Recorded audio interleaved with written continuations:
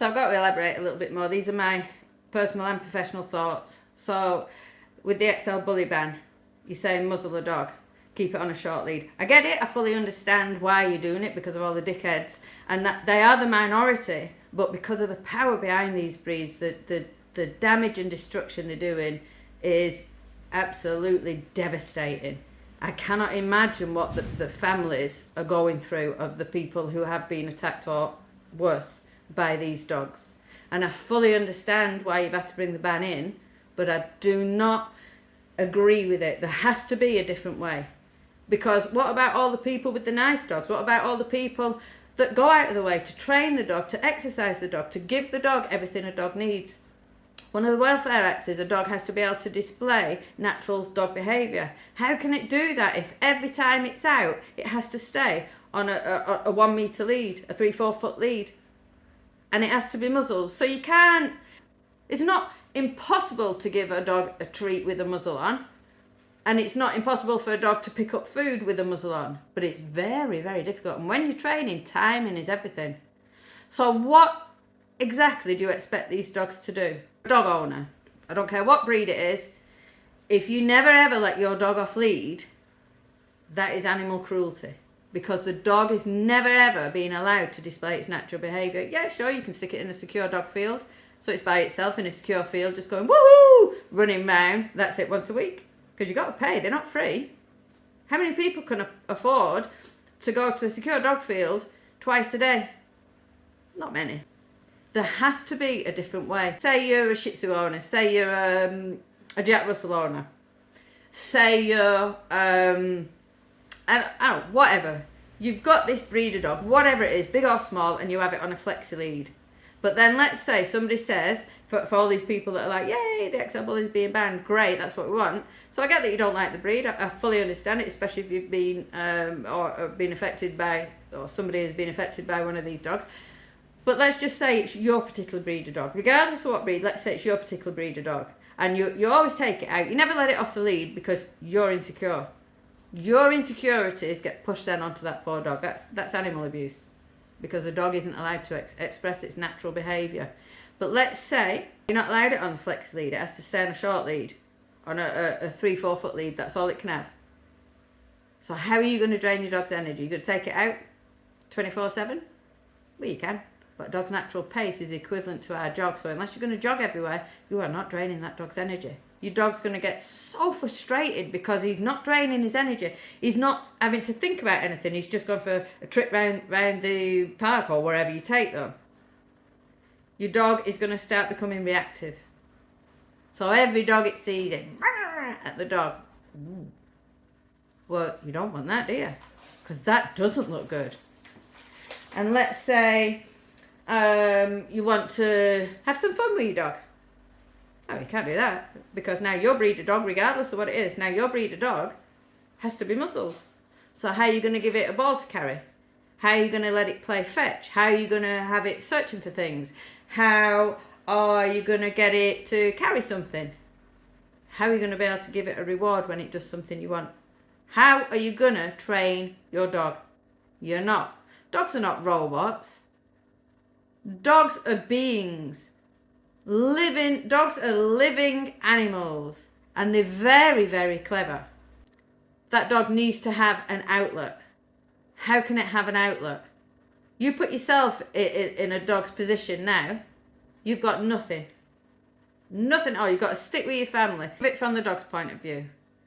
You've got the freedom to be in your own home and in your garden. You can yeehaw all day there. But, well, I know every cent in there. There's nothing to do, yeah? It's the same old toys, blah, blah, blah, blah, blah. Boring, boring, boring. So, I'll take you for a trip out. But you've got to stay right at my side. Which is good training. I've no issues with that. My issues are with a dog that is never allowed to display its natural behaviour of running. Dogs need to drain energy. If you do not drain energy, you will very quickly get behaviour issues.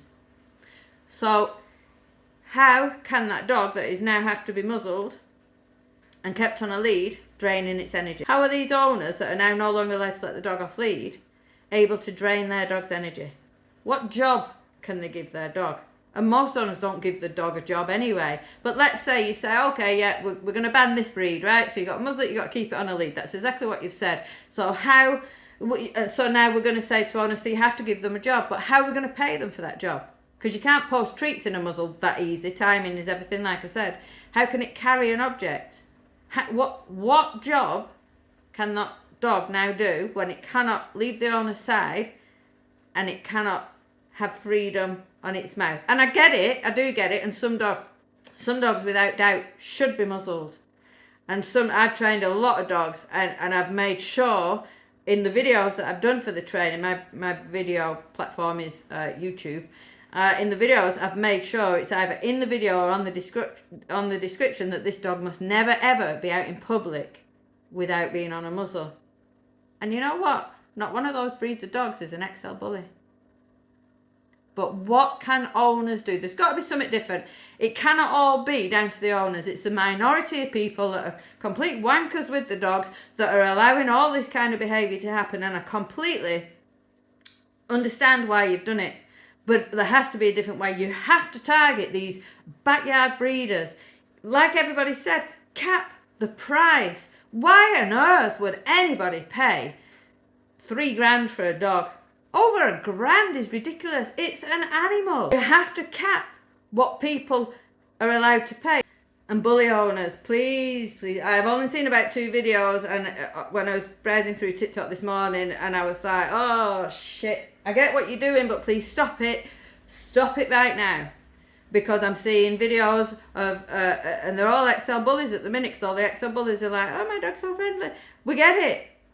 But stop putting your children at risk. Having the dogs jumping up at your children, having the children sitting on the dog. That's animal abuse. You are not respecting the dog. Just because a dog tolerates it doesn't mean it should. Dogs are not toys. Stop letting your kids sit on the dogs, ride the dogs. Stop having the kids in the dog's cage or the dog in the kid's bedroom. Stop it. A dog is not a human. If you treat a dog like a human, you are going to get issues. Treat it like what it is. It is a dog. Stop it. Just think about it. If you want to put a video out there of your XL bully, put one out, which I've not seen yet. Put one out. So yeah, here's a challenge for you, all you XL bullies or bully owners. Take them off the harness. Take them off the flexi lead. Take them out and you show me, you tag me in a video of your dog. I'll be more impressed with this. Instead of jumping up at your kids and your kids rolling all over the dog and abusing it, I'll be more impressed if you do a video of you teaching your dog to walk at your side rather than being on a harness and a flex lead and dragging you down the street to go and say hello to that dog down the street. Don't do any of that bullshit. Just a simple video of your dog walking at your side on a loose lead. And this I'll challenge you to this. All bully owners, in fact all dog owners. You tag me in a video where you're like, right, all right, we're going to get round this and I'm going to have my dog doing something nice where people will not fear me, where people will actually probably smile at me, be like, oh, that's nice. That's good training, that. Your dog's at your side. I like that. Because that's much more comforting to people, to Joe Blogs, than having a dog of any description, but particularly a big hunk of a dog, coming pulling charge towards them and you saying, oh, he just wants to say hello. No. Do me a video of your dog on a collar, not a harness. A collar and normal lead, no bungee leads, none of the stretchy leads, none of that bullshit, because you can't train a dog on that. A normal lead, a normal collar, and you show me a video of how you train it, or that you're trying to train. I don't expect to see a fully trained dog. I want to see a video of you trying to train it. And if you don't know how, go to my YouTube page. You'll see loads of videos on there of training videos. Go to any trainer's page and there'll be loads of videos on there, whichever their social media platform is, of them training. And tag us all. Tag all the trainers that you follow, even if you don't follow me. Tag the trainers that you do follow, because I'm pretty sure most of you do follow some trainers. Tag them and say, listen, I was challenged to do this video by Canine Bootcamp of my dog walking at my side. How am I doing? And I bet you any money, all these trainers that you tag will say, you're doing great, or when you make mistakes, because you will, that's part of training, it's part of learning. They will correct you on your mistakes and say, well, you need to do this instead of that, or you should have done this and not that, or whatever. We will help you. That's what we're here for. We will help you. But that is your challenge. Show me, instead of all the kids climbing over, or the dogs jumping up at your kid, or all of that bullshit, that's going to get you in trouble, and you're really not doing your breed any favour. Show me a video where you're actually making an effort to train your dog. And you can get your kids involved. Get the kids involved. It's a family dog. Get everybody in the family involved. But you all have to do it the same way. Don't do it one way and then the husband do it another and the kids do it another. You all have to find a way. Watch some training videos. Like I said, I've got some on mine. Everybody has. Find a way that you want to work.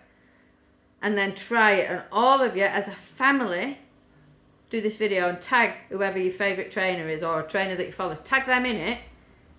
And I bet you they'll offer you some advice. But do something constructive rather than just pointless videos of kids climbing over your dog, or you allowing your dogs to climb over kids. That's going to end bad at one time. That is pushing the good nature of your dog the wrong way. So I challenge you to that video. Do me a nice video of you trying. And like I said, they don't have to be walking perfect. My dog don't walk perfect because my dog's off his lead. We literally cross the road, he's off his lead. So he's not perfect on his lead, but I do put time and effort in, even with the puppy. So I want you to show me a video, or tag your favourite trainer in a video of you attempting to get the lead work right. Do that for me.